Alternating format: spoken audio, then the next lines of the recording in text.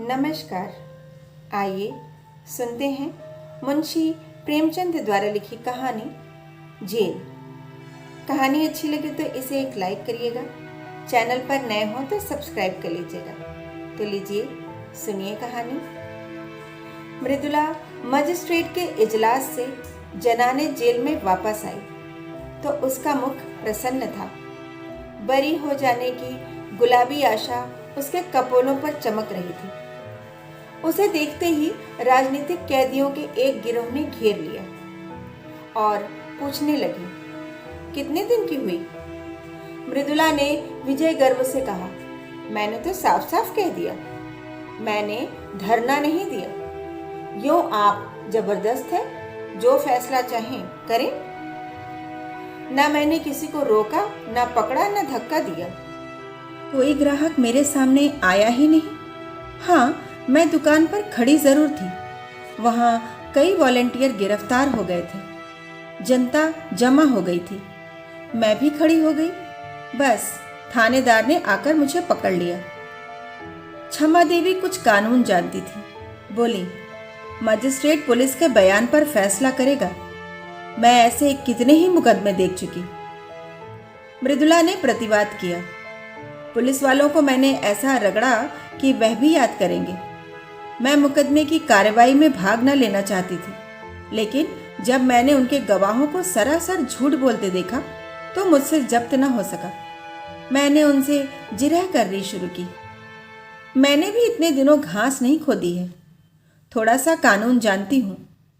Police ने समझा होगा यह कुछ बोलेगी तो है नहीं, हम जो बयान चाहेंगे देंगे। जब मैंने जिरह शुरू की तो सब बंगले झांकने लगे। मैंने तीनों गवाहों को झूठा साबित कर दिया। उस समय जाने कैसे मुझे चोट सूझती गई। मजिस्ट्रेट ने थानेदार को 2-3 बार फटकार भी बताई। वह मेरे प्रश्नों का ओल जलूल जवाब देता था तो मजिस्ट्रेट बोल उठता था, वह जो कुछ पूछती है उसका जवाब दो, फजूल की बातें क्यों करते हो? तब मियाँ जी का मुंह जरा सा निकल आता था। मैंने सबों का मुंह बंद कर दिया। अभी साहब ने फैसला तो नहीं सुनाया, लेकिन मुझे विश्वास है बरी हो जाऊंगी। मैं जेल से नहीं डरती, लेकिन बेवकूफ़ भी नहीं बनना चाहती। वहाँ हमारे मंत्री जी भी थे और बहुत सी बहनें थीं। सब यही कहती थीं, तुम छूट जाओगी। महिलाएं उस द्वेष भरी आंखों से देखती हुई चली गईं। उनमें किसी की मियाद साल भर की थी, किसी की 6 मास की। उन्होंने अदालत के सामने जबान ही न खोली थी। उनकी नीति में यह अधर्म से कम न था। मृदुला पुलिस से जिरह करके उनकी नज़रों में गिर गई थी। सजा हो जाने पर उसका व्यवहार क्षम्य हो सकता था, लेकिन बरी हो जाने में तो उसका कुछ प्रायश्चित ही न था। दूर जाकर एक देवी ने कहा, इस तरह तो हम लोग भी छूट जाते। हमें तो यह दिखाना है, नौकरशाही से हमें न्याय की कोई आशा ही नहीं। दूसरी महिला बोली, यह तो क्षमा मांग लेने के बराबर है। गई तो थी धरना देने, नहीं दुकान पर जाने का काम ही क्या था? वॉलंटियर गिरफ्तार हुए थे आपकी बला से, आप वहाँ क्यों गई? मगर अब कहती हैं मैं धरना देने गई ही नहीं। यह क्षमा मांगना हुआ साफ। तीसरी देवी मुंह बनाकर बोली, जेल में रहने के लिए बड़ा कलेजा चाहिए। उस वक्त तो आप वाह वाह लूटने के लिए आ गईं, अब रोना आ रहा है। ऐसी स्त्रियों को तो राष्ट्रीय कामों के नगीच ही ना आना चाहिए। आंदोलन को बदनाम करने से क्या फायदा? केवल क्षमा देवी अब तक मृदुला के पास चिंता में डूबी खड़ी थी। उन्होंने एक उद्दंड व्याख्यान देने के अपराध में साल भर की सजा पाई थी। दूसरे जिले से 1 महीना हुआ यहाँ आई थी। अभी मियाद पूरी होने में 8 महीने बाकी थे। यहाँ की 15 कैदिनों में किसी से उनका दिल न मिलता था। ज़रा ज़रा सी बातों के लिए उनका आपस में झगड़ना, बनाव सिंगार की चीज़ों के लिए लेडी वार्डरों की खुशामदें करना, घर वालों से मिलने के लिए व्यग्रता दिखलाना उसे पसंद न था। वही कुत्सा और कनफुसकियाँ जेल के भीतर भी थी। वह आत्म अभिमान जो उसके विचार में एक पॉलिटिकल कैदी में होना चाहिए, किसी में भी न था। क्षमा उन सबों से दूर रहती थी। उसके जाति प्रेम का वारा पार न था। इस रंग में पगी हुई थी, पर अन्य देवियां उसे घमंडिन समझती थी और उपेक्षा का जवाब उपेक्षा से देती थी। मृदुला को हिरासत में आए 8 दिन हुए थे। इतने ही दिनों में क्षमा को उससे विशेष स्नेह हो गया था। मृदुला में वह संकीर्णता और ईर्ष्या न थी, न निंदा करने की आदत, न श्रृंगार की धुन, न भद्दी दिल लगी का शौक। उसके हृदय में करुणा थी, सेवा का भाव था, देश का अनुराग था। क्षमा ने सोचा था इसके साथ 6 महीना आनंद से कट जाएंगे, लेकिन दुर्भाग्य यहाँ भी उसके पीछे पड़ा हुआ था। कल मृदुला यहाँ से चली जाएगी, वह फिर अकेली हो जाएगी। यहाँ ऐसा कौन है जिसके साथ घड़ी भर बैठकर अपना दुख दर्द सुनाएगी, देश चर्चा करेगी? यहाँ तो सभी के मिजाज आसमान पर हैं। मृदुला ने पूछा, तुम्हें तो अभी 8 महीने बाकी हैं बहन। क्षमा ने हसरत के साथ कहा, किसी न किसी तरह कट ही जाएंगे बहन, पर तुम्हारी याद बराबर सताती रहेगी। इसी 1 सप्ताह के अंदर तुमने मुझ पर न जाने ऐसा क्या जादू कर दिया। जब से तुम आई हो मुझे जेल न मालूम होता था। कभी कभी मिलती रहना। मृदुला ने देखा क्षमा की आंखें डबडबाई हुई थीं। ढाढ़स देती हुई बोली, जरूर मिलूंगी दीदी, मुझसे तो खुद ना रहा जाएगा। भान को भी लाऊंगी, कहूँगी चल तेरी मौसी आई है, तुझे बुला रही हैं, दौड़ा हुआ आएगा। अब तुमसे आज कहती हूँ बहन, मुझे यहाँ किसी की याद थी तो भान की। बेचारा रोया करता होगा, मुझे देखकर रूठ जाएगा। तुम कहाँ चली गई? मुझे छोड़कर क्यों चली गई? जाओ, मैं तुमसे नहीं बोलता। तुम मेरे घर से निकल जाओ। बड़ा शैतान है बहन, क्षण भर निचला नहीं बैठता, सवेरे उठते ही गाता है, इन्ना ऊता लय अमाला, छोलाज का मंदिर देल में है। जब एक झंडी कंधे पर रखकर कहता है, ताली छलाप पानी हलाम है, तो देखते ही बनता है। बाप को तो कहता है तुम गुलाम हो।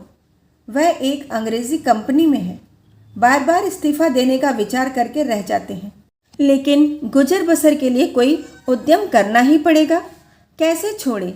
वह तो छोड़ बैठे होते। तुमसे सच कहती हूँ, गुलामी से उन्हें घृणा है, लेकिन मैं ही समझती रहती हूँ बेचारे कैसे दफ्तर जाते होंगे, कैसे भान को संभालते होंगे। सास जी के पास तो रहता ही नहीं। वह बेचारी बूढ़ी उसके साथ कहाँ कहाँ दौड़े। चाहती हैं कि मेरी गोद में दबक कर बैठा रहे और भान को गोद से चिढ़ है। अम्मा मुझ पर बहुत बिगड़ती, बस यही डर लग रहा है मुझे देखने एक बार भी नहीं आए। कल अदालत में बाबूजी मुझसे कहते थे, तुमसे बहुत खफा हैं। 3 दिन तक तो दाना पानी छोड़े रही। इस छोकरी ने कुल मर्जाद डुबा दी, खानदान में दाग लगा दिया। कल मुही न जाने क्या क्या बकती रहीं। मैं उनकी बातों को बुरा नहीं मानती, पुराने ज़माने की हैं। उन्हें कोई चाहे कि आकर इन लोगों में मिल जाए तो उसका अन्य है, चल कर मनाना पड़ेगा। बड़ी मिन्नतों से मानेंगी। कल ही कथा होगी, देख लेना, ब्राह्मण खाएंगे, बिरादरी जमा होगी, जेल प्रायश्चित तो करना ही पड़ेगा। तुम हमारे घर 2-4 दिन रहकर तब जाना बहन, मैं आकर तुम्हें ले जाऊंगी। क्षमा आनंद के इन प्रसंगों से वंचित है। वह विधवा है, अकेली है। जलियांवाला बाग में उसका सर्वस्व लुट चुका है। पति और पुत्र दोनों ही की आहुति जा चुकी है। अब कोई ऐसा नहीं जिसे वह अपना कह सके। अभी उसका हृदय इतना विशाल नहीं हुआ है कि प्राणी मात्र को अपना समझ सके। इन 10 वर्षों से उसका व्यथित हृदय जाति सेवा में धैर्य और शांति खोज रहा है। जिन कारणों ने उसके बसे हुए घर को उजाड़ दिया, उसकी गोद सुनी कर दी, उन कारणों का अंत करने, उनको मिटाने में वह जी जान से लगी हुई थी। बड़े से बड़े बलिदान तो वह पहले ही कर चुकी थी। अब अपने हृदय के सिवाय उसके पास होम करने को और क्या रह गया था। औरों के लिए जाति सेवा सभ्यता का एक संस्कार हो या यशोपार्जन का एक साधन, क्षमा के लिए तो यह तपस्या थी और वह नारीत्व की सारी शक्ति और श्रद्धा के साथ उसकी साधना में लगी हुई थी। लेकिन आकाश में उड़ने वाले पक्षी को भी तो अपने बसेरे की याद आती ही है। क्षमा के लिए वह आश्रय कहाँ था? यही वह अवसर थे जब क्षमा भी आत्म संवेदना के लिए आकुल हो जाती थी। यहाँ मृदुला को पाकर वह अपने को धन्य मान रही थी, पर यह छां भी इतनी जल्दी हट गई। क्षमा ने व्यथित कंठ से कहा, यहाँ से जाकर भूल जाओगी मृदुला। तुम्हारे लिए तो यह रेलगाड़ी का परिचय है और मेरे लिए तुम्हारे वादे उसी परिचय के वादे हैं। कभी भेंट हो जाएगी तो या पहचानोगी कि नहीं? या ज़रा मुस्कुराकर नमस्ते करती हुई अपनी राह चली जाओगी। यही दुनिया का दस्तूर है। अपने रोने से छुट्टी ही नहीं मिलती, दूसरों के लिए कोई क्यों कर रोए। तुम्हारे लिए तो मैं कुछ नहीं थी, मेरे लिए तुम बहुत अच्छी थी, मगर अपने प्रियजनों में बैठकर कभी कभी इस अभागिनी को जरूर याद कर लिया करना। भिखारी के लिए चुटकी भर आटा ही बहुत है। दूसरे दिन मजिस्ट्रेट ने फैसला सुना दिया। मृदुला बरी हो गई। संध्या समय वह अब सब बहनों से गले मिलकर रोकर रुलाकर चली गई, मानो मैके से विदा हुई हो। 3 महीने बीत गए, पर मृदुला एक बार भी ना आई और कैदियों से मिलने वाले आते रहते थे। किसी किसी के घर से खाने पीने की चीज़ें और सौगातें आ जाती थीं, लेकिन क्षमा का पूछने वाला कौन बैठा था। हर महीने के अंतिम रविवार को प्रातःकाल से ही मृदुला की बाट जोहने लगती। जब मुलाकात का समय निकल जाता तो ज़रा देर रोकर मन को समझा लेती। ज़माने का यही दस्तूर है। एक दिन शाम को क्षमा संध्या करके उठी थी कि देखा मृदुला सामने चली आ रही है। न वह रूप रंग है, न वह कांति। दौड़कर उसके गले से लिपट गई और रोती हुई बोली, यह तेरी क्या दशा है मृदुला? सूरत ही बदल गई, क्या बीमार है क्या? मृदुला की आंखों से आंसुओं की झड़ी लगी हुई थी। बोली, बीमार तो नहीं हूँ बहन, विपत्ति से बिंधी हुई हूँ। तुम मुझे खूब कोस रही होगी। उन सारी निठुराइयों का प्रायश्चित करने आई हूँ और सब चिंताओं से मुक्त होकर आई हूँ। क्षमा कांप उठी। अंतस्थल की गहराइयों से एक लहर सी उठती हुई जान पड़ी, जिसमें उनका अपना अतीत जीवन टूटी हुई नौकाओं की भांति उतराता हुआ दिखाई दिया। रूंधे हुए कंठ से बोली, कुशल तो है बहन, इतनी जल्दी तुम यहाँ फिर क्यों आ गई? अभी तो 3 महीने भी नहीं हुए। मृदुला मुस्कुराई, पर उसकी मुस्कुराहट में रुदन छिपा हुआ था।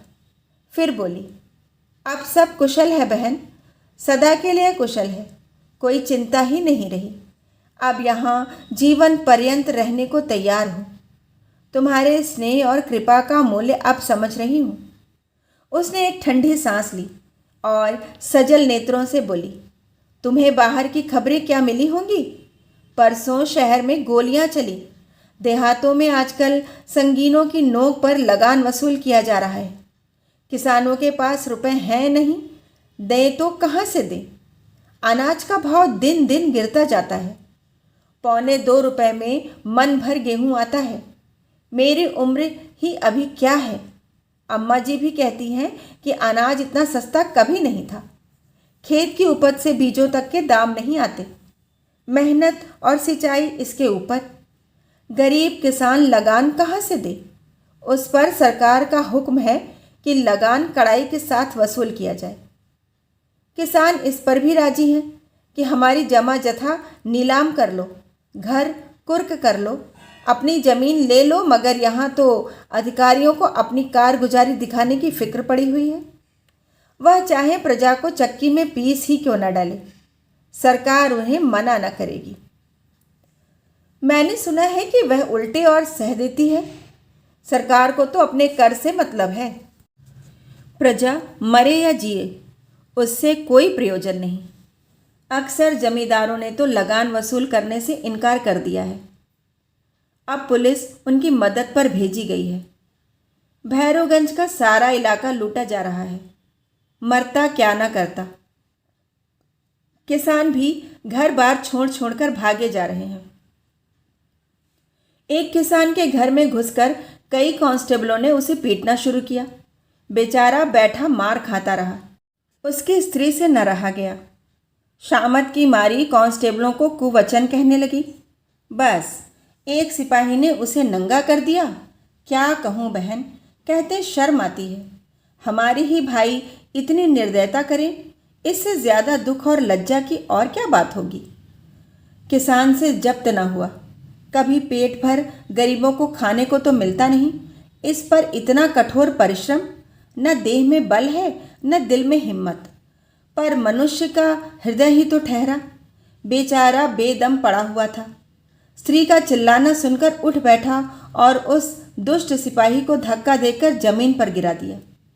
फिर दोनों में कुश्तम कुश्ती होने लगी।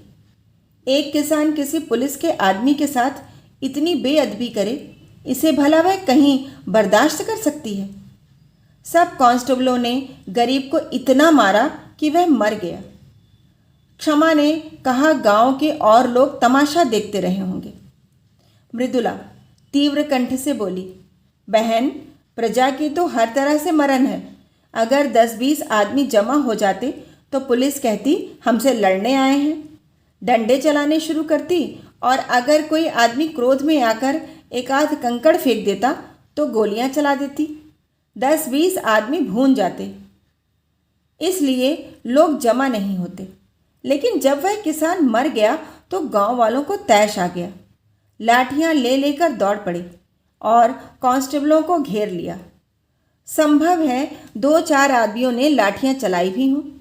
कांस्टेबलों ने गोलियां चलानी शुरू की। 2-3 सिपाहियों को हल्की चोटें आईं।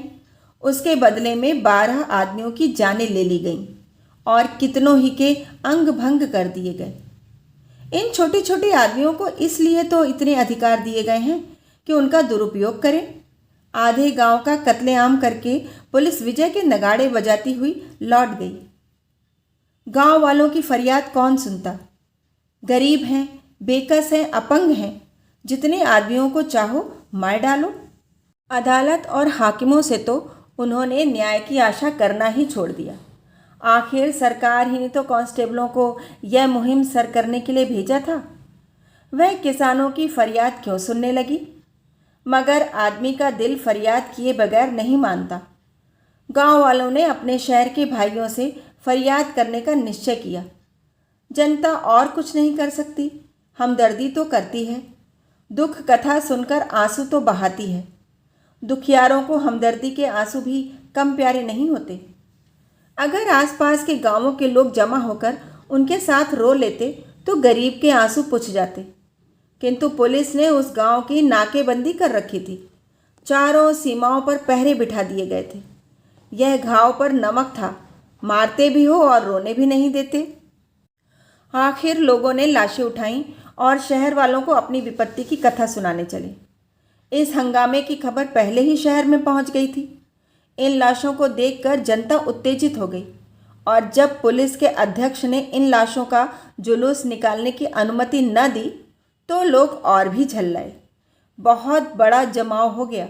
मेरे बाबूजी भी इसी दल में थे और मैंने उन्हें रोका, मत जाओ, आज का रंग अच्छा नहीं है। तो कहने लगे, मैं किसी से लड़ने थोड़े ही जाता हूँ। जब सरकार की आज्ञा के विरुद्ध जनाजा चला तो 50,000 आदमी साथ थे। उधर 500 सशस्त्र पुलिस रास्ता रोके खड़ी थी। सवार, प्यादे, सार्जेंट, पूरी फौज थी। हम निहत्थों के सामने इन नामर्दों को तलवारें चमकाते और झंकारते शर्म भी नहीं आती। जब बार बार पुलिस की धमकियों पर भी लोग न भागे तो गोलियां चलाने का हुक्म हो गया। घंटे भर बराबर फैर होते रहे। पूरे घंटे भर तक कितने मरे कितने घायल हुए कौन जानता है। मेरा मकान सड़क पर है। मैं छज्जे पर खड़ी दोनों हाथों से दिल थामे कांपती थी। पहली बाढ़ चलते ही भगदड़ पड़ गई। हजारों आदमी बदहवास भागे चले आ रहे थे। बहन, वह दृश्य अभी तक आंखों के सामने है। कितना भीषण, कितना रोमांचकारी और कितना लज्जास्पद। ऐसा जान पड़ता था कि लोगों के प्राण आंखों से निकल पड़ते हैं, मगर इन भागने वालों के पीछे वीर व्रतधारियों का दल था, जो पर्वत की भांति अटल खड़ा छातियों पर गोलियां खा रहा था और पीछे हटने का नाम न लेता था। बंदूकों की आवाज़ें साफ सुनाई देती थीं और हर एक धाए धाए के बाद हजारों गलों से जय की गहरी गगन भेदी ध्वनि निकलती थी। उस ध्वनि में इतनी उत्तेजना थी, कितना आकर्षण, कितना उन्माद। बस यही जी चाहता था कि जाकर गोलियों के सामने खड़ी हो जाऊं और हंसते हंसते मर जाऊं। उस समय ऐसा भान होता था कि मर जाना कोई खेल है। अम्मा जी कमरे में भान को लिए मुझे बार बार भीतर बुला रही थी। जब मैं न गई तो वह भान को लिए हुए छज्जे पर आ गई। उसी वक्त 10-12 आदमी एक स्ट्रेचर पर हृदय की लाश लिए हुए द्वार पर आए। अम्मा की उन पर नजर पड़ी, समझ गई। मुझे तो सकता सा हो गया। अम्मा ने जाकर एक बार बेटे को देखा, उसे छाती से लगाया, चूमा, आशीर्वाद दिया और उन्मत्त दशा से चौरास्ते की तरफ चली, जहां से अब भी धाए और जय की ध्वनि बारी बारी से आ रही थी। मैं हतबुद्धि सी खड़ी कभी स्वामी की लाश को देखती थी, कभी अम्मा को। न कुछ बोली, न जगह से हिली, न रोई, न घबराई। मुझ में जैसे स्पंदन ही न था, चेतना जैसे लुप्त हो गई हो। क्षमा, तो क्या अम्मा भी गोलियों के स्थान पर पहुंच गई? मृदुला: हाँ, यही तो विचित्रता है बहन। बंदूक की आवाज़ें सुनकर कानों पर हाथ रख लेती थीं, खून देखकर मूर्छित हो जाती थीं। वही अम्मा वीर सत्याग्रहियों की सफ़ों को चीरती हुई सामने खड़ी हो गई और एक ही क्षण में उनकी लाश भी जमीन पर गिर पड़ी। उनके गिरते ही योद्धाओं का धैर्य टूट गया, व्रत का बंधन टूट गया, सभी के सिरों पर खून सा सवार हो गया। निहत्थे थे, अशक्त थे, पर हर एक अपने अंदर अपार शक्ति का अनुभव कर रहा था। पुलिस पर धावा कर दिया। सिपाहियों ने इस बाढ़ को आते देखा तो होश जाते रहे, जाने लेकर भागे, मगर भागते हुए भी गोलियां चलाते जाते थे। भान छज्जे पर खड़ा था, न जाने किधर से एक गोली आकर उसकी छाती में लगी। मेरा लाल वहीं पर गिर पड़ा। सांस तक न ली, मगर मेरी आंखों में अब भी आंसू न थे। मैंने प्यारे भान को गोद में उठा लिया। उसकी छाती से खून के फव्वारे निकल रहे थे। मैंने उसे जो दूध पिलाया था, उसे वह खून से अदा कर रहा था। उसके खून से तर कपड़े पहने हुए मुझे वह नशा हो रहा था जो शायद उसके विवाह में गुलाल से तर रेशमी कपड़े पहनने कर भी ना होता। लड़कपन, जवानी और मौत, तीनों मंजिलें एक ही हिचकी में तमाम हो गईं। मैंने बेटे को बाप की गोद में लिटा दिया। इतने में कई स्वयंसेवक अम्मा जी को भी लाए। मालूम होता था लेटी हुई मुस्कुरा रही हैं। मुझे तो रोकती रहती थी और खुद इस तरह जाकर आग में कूद पड़ी मानो वह स्वर्ग का मार्ग हो। बेटे ही के लिए जीती थी, बेटे को अकेला कैसे छोड़ती? जब नदी के किनारे तीनों लाशें एक ही चिता में रखी गईं, तब मेरा सकता टूटा। होश आया, एक बार जी में आया चिता में जा बैठूं। सारा कुनबा एक साथ ईश्वर के दरबार में जा पहुंचे। लेकिन फिर सोचा, तूने अभी ऐसा कौन काम किया है जिसका इतना ऊंचा पुरस्कार मिले? बहन, चिता की लपटों में मुझे ऐसा मालूम हो रहा था कि अम्मा जी सचमुच भान को गोद में लिए बैठी मुस्कुरा रही हैं और स्वामी जी खड़े मुझसे कह रहे हैं, तुम जाओ और निश्चिंत होकर काम करो। मुख पर कितना तेज था। रक्त और अग्नि ही में तो देवता बसते हैं। मैंने सिर उठाकर देखा, नदी के किनारे ना जाने कितनी चिताएं जल रही थीं। दूर से वह चितावली ऐसी मालूम होती थी मानो देवता ने भारत का भाग्य गढ़ने के लिए भट्टियां जलाई हों। जब चिताएं राख हो गईं तो हम लोग लौटे, लेकिन उस घर में न जाने की हिम्मत न पड़ी। मेरे लिए अब वह घर घर न था। मेरा घर तो अब यह है जहाँ बैठी हूँ, या फिर वही चिता? मैंने घर का द्वार भी नहीं खोला, महिला आश्रम में चली गई। कल की गोलियों में कांग्रेस कमेटी का सफाया हो गया था। यह संस्था बागी बना डाली गई थी। उसके दफ्तर पर पुलिस ने छापा मारा और उस पर अपना ताला डाल दिया। महिला आश्रम पर भी हमला हुआ, उस पर अपना ताला डाल दिया गया। हमने एक वृक्ष की छांव में अपना नया दफ्तर बनाया और स्वच्छंदता के साथ काम करते रहे। यहाँ दीवारें हमें कैद न कर सकती थीं। हम भी वायु के समान मुक्त थे। संध्या समय हमने एक जुलूस निकालने का फैसला किया। कल के रक्तपात की स्मृति, हर्ष और मुबारकबाद में जुलूस निकालना आवश्यक था। लोग कहते हैं जुलूस निकालने से क्या होता है? इससे यह सिद्ध होता है कि हम जीवित हैं, अटल हैं और मैदान से हटे नहीं हैं। हमें अपने हार न मानने वाले आत्म अभिमान का प्रमाण देना था। हमें यह दिखाना था कि हम गोलियों और अत्याचार से भयभीत होकर अपने लक्ष्य से हटने वाले नहीं, और हम उस व्यवस्था का अंत करके रहेंगे जिसका आधार स्वार्थपरता और खून पर है। उधर पुलिस ने भी जुलूस को रोककर अपनी शक्ति और विजय का प्रमाण देना आवश्यक समझा। शायद जनता को धोखा हो गया हो कि कल की दुर्घटना ने नौकरशाही का नैतिक ज्ञान जागृत कर दिया है। इस धोखे को दूर करना उसने अपना कर्तव्य समझा। वह यह दिखा देना चाहती थी कि हम तुम्हारे ऊपर शासन करने आए हैं और शासन करेंगे। तुम्हारी खुशी या नाराज़गी की हमें परवाह नहीं है। जुलूस निकालने का मनाही हो गई। जनता को चेतावनी दे दी गई कि खबरदार, जुलूस में न आना, नहीं दुर्गति होगी। इसका जनता ने वह जवाब दिया जिसने अधिकारियों की आंखें खोल दी होंगी। संध्या समय 50,000 आदमी जमा हो गए। आज का नेतृत्व मुझे सौंपा गया था। मैं अपने हृदय में एक विचित्र बल और उत्साह का अनुभव कर रही थी। एक अबला स्त्री जिसे संसार का कुछ ज्ञान नहीं, जिसने कभी घर से बाहर पाँव नहीं निकाला, आज अपने प्यारों के उत्सर्ग की बदौलत उस महान पद पर पहुंच गई थी जो बड़े बड़े अफसरों को भी, बड़े बड़े महाराजा को भी प्राप्त नहीं। मैं इस समय जनता के हृदय पर राज कर रही थी। पुलिस अधिकारियों की इसीलिए गुलामी करती है कि उसे वेतन मिलता है। पेट की गुलामी उससे सब कुछ करवा लेती है। महाराजा का हुक्म लोग इसलिए मानते हैं कि उससे उपकार की आशा या हानि का भय होता है। यह अपार जनसमूह क्या मुझसे किसी फायदे की आशा रखता था? उसे मुझसे किसी हानि का भय था?